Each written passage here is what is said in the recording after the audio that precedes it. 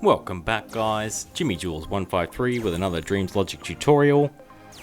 Today we'll be going over the teleporter, but first of all I just wanted to show you all quickly what I've been working on recently. This is my latest release called Color Chaos. It's a game where you mix light and dark colours to match the colour of your enemies, and then you can destroy them. If you're interested guys, check it out, let me know what you think. And now let's get into the tutorial. Today we'll be going over the Teleporter Gadget, and a few examples of how it can be used. This is the teleporter, and it's used in conjunction with the tag to tell the teleporter where to go. The tag holds location information inside it, and the teleporter uses this information to know where to teleport the object to. We'll go through the tweak menu first, then we'll see some examples of how you might use this in your levels. On the tweak menu, up the top is where we define the tag to teleport to. Under this is the match target position toggle. If this is turned on, when the teleporter activates, it will transport the object to the position of the tag in the scene. The next toggle is match target orientation, which will rotate the object to match the rotation of the tag. Because these are separate toggles, we can turn them on and off individually and get different effects, but we'll go through these with some of our examples. The last thing on the tweak menu is the affected object output, which you can plug into things and have the teleporter affect them, rather than stamping the teleporter directly to the object. For our first example, on this microchip here is a teleporter that we can activate with our switch. This teleporter is set to match the target position of the TP1 tag. When we activate this teleporter, it's going to teleport whatever it's attached to, in this case the cube, to the tag's location instantly. The teleporter ignores the game engine physics and just blinks the object to the location, rather than dragging it through the scene really quickly. For our next example, we're using the affected object output to achieve the same outcome.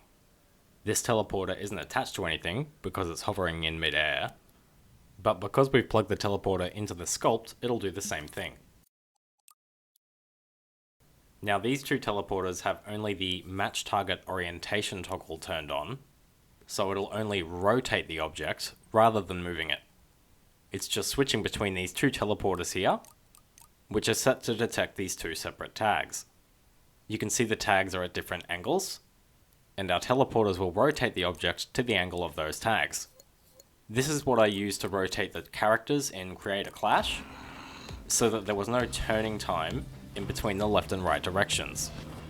Otherwise the players could cast their attacks on the Z axis, even though it's a 2D game. This next example will go over how the teleporter can be used to make grid-based movement. I'm controlling this with the left stick, and you can see the cube is blinking around on a grid. This is a pretty simple setup, so we'll go over how it works.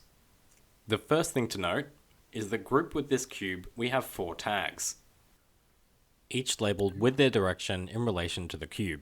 Because the tags are grouped with the cube, they'll travel with it wherever it goes in the scene. On this microchip here, we've got a small setup that activates teleporters. The teleporter that gets activated will depend on which direction we move the stick. We'll just go through the left-right movement, because the up-down movement is just a copy of that logic. You can see the controller sensor's left stick output is plugged into a splitter to get the separate up, down, left, right directions. These are then plugged into more splitters to get the individual directions, so positive is right and negative is left. We've then got these outputs plugged into calculators to check if the stick is being pushed more than 40% of the way across. This means we've got a bit of a dead zone in the middle of the controller stick. You can see that if I slightly move the stick to the right, it won't activate, but as soon as I push the stick far enough, it'll activate the calculator. Finally, we've just got a signal manipulator set to pulse, so that we don't get a continuous signal being sent to our teleporter. If it did get a continuous signal, it'd go flying away really quickly because the tag is moving with the cube. For our second to last example, we'll go through how you might make an equippable weapon for a puppet. This sword is not attached to the puppet's hand in any way, and it's not part of the puppet group either. We're just using a teleporter and a tag to keep the sword at exactly the puppet's hand position. We've got our puppet's arm animated here, just in a bit of a sword swinging movement. The only thing in use on the microchip on the sword at the moment is the teleporter. The other two chips aren't being used, but we'll go through how they can improve this effect a bit. The teleporter is set to match the position and orientation of the TP5 tag.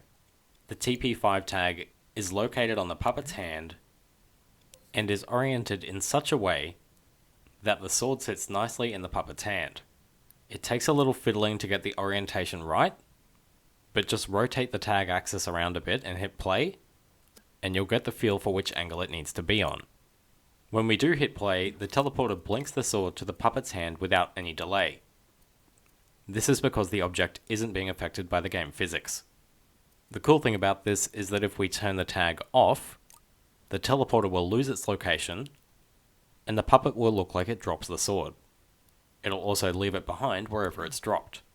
If you reactivate the tag, the sword will blink back into the puppet's hand like it's been equipped. That's cool, but it'd be a lot nicer if the sword had a bit of travel time to the puppet's hand rather than blinking to it immediately. For this, we'll use the other two gadgets on the microchip. If we plug this in, you can see that the sword now has a nice transition to the puppet's hand. We'll go through how this works. This trigger zone just detects the TP5 tag that our teleporter moves to, and when it detects that tag, it'll send a signal to the signal manipulator. This is just set to smoothing only, and we're just smoothing the rise time and not the fall time. This will slowly turn on our teleporter over 1 second. We'll pin this microchip to our screen so we can see what's happening.